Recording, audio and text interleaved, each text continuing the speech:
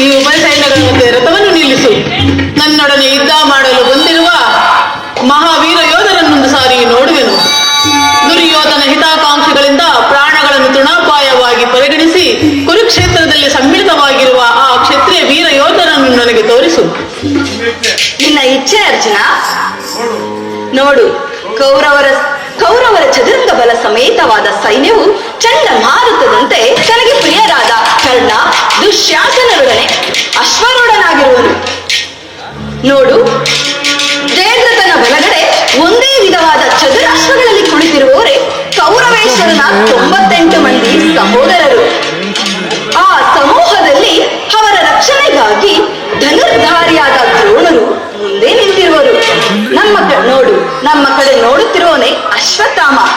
ನೋಡು ಪಾರ್ಥ, ಆ ಸ್ವರ್ಣಮಯವಾದ ರಥದಲ್ಲಿ ಕುಳಿತಿರುವ ಆ ಮಹಾಪುರುಷನೇ ಭೀಷ್ಮನು. ಈತನೇ ನಿಮ್ಮ ಪೂಜ್ಯ ಪಿತಾಮಹ, ಭರತ ವಂಶದ ಕೀರ್ತಿ ಜ್ಯೋತಿ. ಪಾರ್ಥ, ಯುದ್ಧವನ್ನು ಪ್ರಾರಂಭಿಸುವ ಮೊದಲು ಆ ಮಹಾಪುರುಷನಿಗೊಂದು ಸಾರಿ ವಂದಿಸು. ಆಜ್ಞೆ ಮಾಧವ. ಭೀಷ್ಮಂ ಕುರು ಪಿತಾಮಹ. ಈ ಅರ್ಜುನನ ಪ್ರಣಾಮಗಳನ್ನು ಸ್ವೀಕರಿಸುತ್ತಾತ. ವಾಸುದೇವ, ನನ್ನ ಜೀವನದಲ್ಲಿ ಇದಂತಹ ಪವಿತ್ರವಾದ ಸಮಯ. ನನ್ನ ಮನಸ್ಸಿನಲ್ಲಿ ಹುಟ್ಟುತ್ತಿರುವ ಭಾವನೆಗಳನ್ನು ತಿಳಿಸಬಲ್ಲೆಯಾದರೂ ಆಹಾ, ಇದೇನು ಅರ್ಜುನನ ಪತನವೇ ಅಥವಾ ಉತ್ಥಾನವೇ ವಾಸುದೇವ? ಮಿತ್ರ, ಏನಾಯಿತು? ಹೇಗೆ ವಿಚಲಿತನಾಗಿರುವೆ? ಏನು ಹೇಳಲಿ ಕೃಷ್ಣ, ಅಂಗ ಪ್ರತ್ಯಂಗಗಳಲ್ಲಿ ದಾರುಣ ಜ್ವಾಲೆಯು ಬೇಸಿಗೆ ಬಿಸಿಲಿನಲ್ಲಿ ಬೆಂದ ತಾವರಂತೆ ನನ್ನ ಮುಖವು ಬಾಡುತ್ತಿರುವುದು. ನಾನೀ ಜ್ಞಾತಿವದೆಗೆ ಗುರು ಹಿಂಸೆಗೆ ಕೈ ಹಾಕಲಾರೆನು. ರಥವನ್ನು ಹಿಂದಿರುಗಿಸು, ನನಗೆ ಯುದ್ಧ ಬೇಡ ವಾಸುದೇವ. ಅರ್ಜುನ, ಇದೇನು ಈ ವಿಷಮಾವಸರದಲ್ಲಿ ಇಂತಹ ಕಲ್ಮಶ ಭಾವವು ನಿನ್ನಲ್ಲಿ ಹೇಗೆ ಹುಟ್ಟಿತು? ಕ್ಷತ್ರಿಯ ವೀರನಾಗಿ ಅನರ್ಹನಂತೆ ವರ್ತಿಸಬೇಡ. ತೆರೆದ ಸ್ವರ್ಗದ ಬಾಗಿಲನ್ನು ನಿರಾಕರಿಸಿ ನರಕದ ಮಾರ್ಗವನ್ನು ಹಿಡಿಯಬೇಡ. ಆದರ್ಶ ನರನೆಂದು ಹೆಸರಾಗಿ ಹೇಳಿ ಎಂಬ ನಿಂದನೆಯನ್ನು ಪಡೆಯಬೇಡ. ನಿನ್ನ ಈ ದೌರ್ಬಲ್ಯವನ್ನು ತ್ಯಜಿಸಿ ನೀನು ಯುದ್ಧಕ್ಕೆ ಸಿದ್ಧನಾಗು ಪಾರ್ಥ.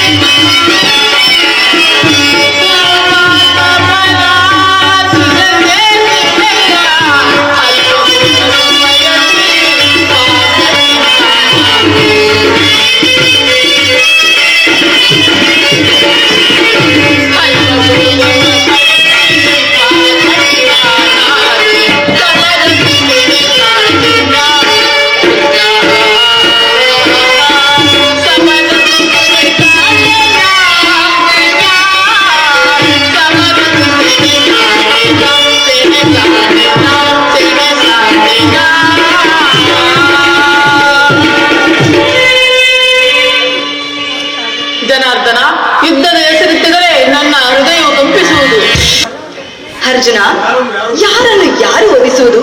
ಹಳಿವಿಲ್ಲದ ಆತ್ಮವನ್ನು ಒದಿಸುವುದು ಅಸಂಭವ. ಮನುಷ್ಯನು ಹರಿದು ಹೋದ ಬಟ್ಟೆಗಳನ್ನು ಬಿಸಿಟು ಹೊಸ ಬಟ್ಟೆಗಳನ್ನು ಧರಿಸುವಂತೆ ಆತ್ಮವು ಜೀರ್ಣವಾದ ದೇಹವನ್ನು ತ್ಯಾಗ ಮಾಡಿ ಬೇರೊಂದು ದೇಹವನ್ನು ಆಶ್ರಯಿಸುವನು. ಯುದ್ಧ ಕ್ಷತ್ರಿಯನ ಧರ್ಮ. ನೀನು ನಿನ್ನ ಧರ್ಮವನ್ನು ಪಾಲನೆ ಮಾಡು ಪಾರ್ಥ.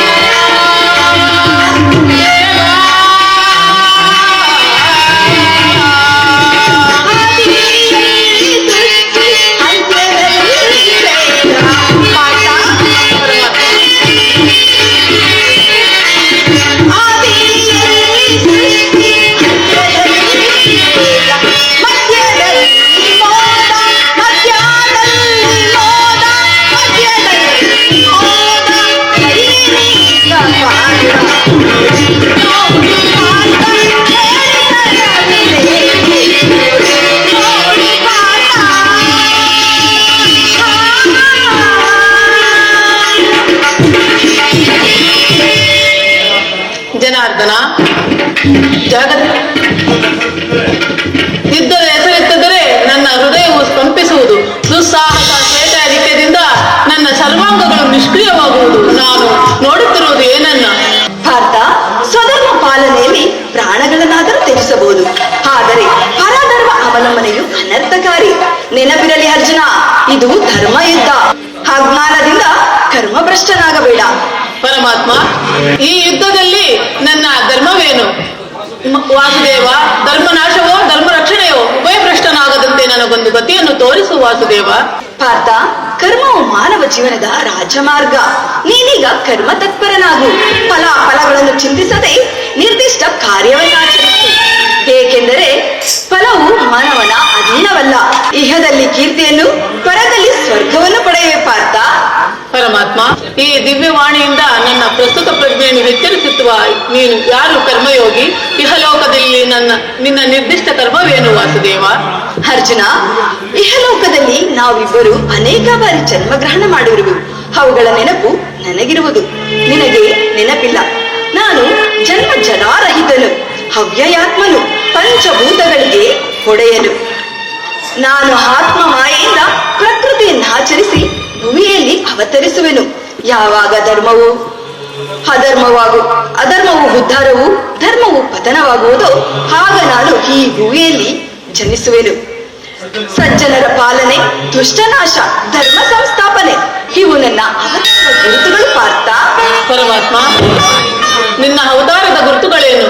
ನಿನ್ನನ್ನು ತಿಳಿಯುವ ಬಗೆ ಹೇಗೆ? ಉತ್ತರವನ್ನು ಕರುಣಿಸುವ ಮಹಾಮಹಿಮ. ಅರ್ಜುನ, ನಾನು ಮಾಯಾರೂಪಿಯು. ದರಿದ್ರಿ ಎನಿಸಿ ಸರ್ವ ಪ್ರಪಂಚವನ್ನು ಧಾರಣ ಮಾಡುವೆನು. ದಾರದಲ್ಲಿ ಮಣಿ ಸಮೂಹವು ಪೋಣಿಸಲ್ಪಟ್ಟಂತೆ ಈ ವಿಶ್ವ ಜಗತ್ತೇ ನನ್ನಲ್ಲಿ ಪ್ಲೋತವಾಗಿರುವುದು. ನಾನು ನೀರಿನಲ್ಲಿ ರಸಾತ್ಮಕನು, ಸೂರ್ಯ ಚಂದ್ರರ ಕಾಂತಿಯು ನನ್ನದು.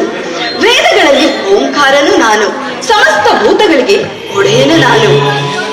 ದೇವತೆಗಳಲ್ಲಿ ಇಂದ್ರನು, ವೇದದಲ್ಲಿ ಸಾಮವು, ಪರ್ವತದಲ್ಲಿ ಮೇರುವು, ರುದ್ರನಲ್ಲಿ ಶಂಕರನು, ಋಷಿಗಳಲ್ಲಿ ಭೃಗುವೂ ಆಗಿರುವೆನು. ನನ್ನ ವಿಭೂತಿಗಳು ಅನಂತ, ಅಗಣ್ಯ, ಅಬೋಧ. ಅರ್ಜುನ, ಸೃಷ್ಟಿ ಸ್ಥಿತಿ ಲಯಗಳು ನಡೆಯುತ್ತಿರುವುದು ನನ್ನಿಂದ ಪಾರ್ಥ. ಪರಮಾತ್ಮ, ನಿನ್ನ ನುಡಿಗಳಿಂದ ನನ್ನ ಮೋಹವು ನಾಶವಾಯಿತು, ಹೃದಯದ ಅಂಧಕಾರವು ಅರಿಯಿತು. ಯೋಗೇಶ್ವರ, ನಿನ್ನ ವಿಶ್ವರೂಪವನ್ನು ತೋರಿಸಿ ನನ್ನನ್ನು ಕೃತಾರ್ಥನನ್ನಾಗಿ ಮಾಡುವ ಪಾರ್ಥ. ನನ್ನ ಸಂಹಾರ ಮೂರ್ತಿಯ ದರ್ಶನ ಮಾಡು. ಕರಾಳ ಕಾಲ ಸ್ವರೂಪನಾದ ನಾನು ಈ ಕುರುಕ್ಷೇತ್ರದಲ್ಲಿ ಸಮ್ಮಿಳಿತರಾಗಿರುವ ಸಮಸ್ತ ಯೋಧರನ್ನು ಒಂದೇ ಸಾರಿಗೆ ಆಪೋಷಣೆ ಮಾಡಿ ನನ್ನ ಉದರದಲ್ಲಿ ಧರಿಸುವೆನು. ನೀನು ನಿಮಿತ್ತ ಮಾತ್ರಕ್ಕೆ ನನಗೆ ಸಹಾಯಕನಾಗು. ಯುದ್ಧದಲ್ಲಿ ಜಯಶಾಲಿಯಾಗಿ ಕೀರ್ತಿಯನ್ನು ಗಳಿಸುವೆ ಪಾರ್ಥ. ಆಹಾ, ಇದೆಂತಹ ಭಯಾನಕ ರೂಪವಿದು! ಮಾನವ ಚಕ್ಷುಗಳಿಂದ ಇದನ್ನು ನೋಡಲಾರನು ಪ್ರಭು. ಕರುಣಾಮಯನೇ, ನಿನ್ನ ಸೌಮ್ಯ ರೂಪವನ್ನು ಧಾರಣ ಮಾಡು. ಭಕ್ತರ ಪರಾಧೀನ, ಭಕ್ತರ ಹೃದಯದಲ್ಲಿ ಅನಂತ ರಂಗಗಳನ್ನೆಬ್ಬಿಸುವ ನಿನ್ನ ಸುಧಾ ಮಧುರವಾದ ಮಂದಹಾಸವನ್ನು ತೋರಿಸು. ಗೋಪಿಕಾವಲ್ಲವೇ, ಲಲನಚಿತ್ತ ರಂಜಿತವಾದ ನಿನ್ನ ಗಾಂಭೀರ್ಯ ಸಾಹಸ ಅವತರವೆಲ್ಲಿ? ಭಯವನ್ನು ಬಿಡು ಪ್ರಾಣಸಕ. ಗದಾಚಕ್ರ ಶೋಭಿತನಾದ ನನ್ನ ಸೌಮ್ಯ ಮೂರ್ತಿಯ ದರ್ಶನ ಮಾಡು. ಸಾಗರ ಮಧ್ಯದ ಪ್ರಶಾಂತ ಗಂಭೀರ ಜಲರಾಶಿಯಲ್ಲಿ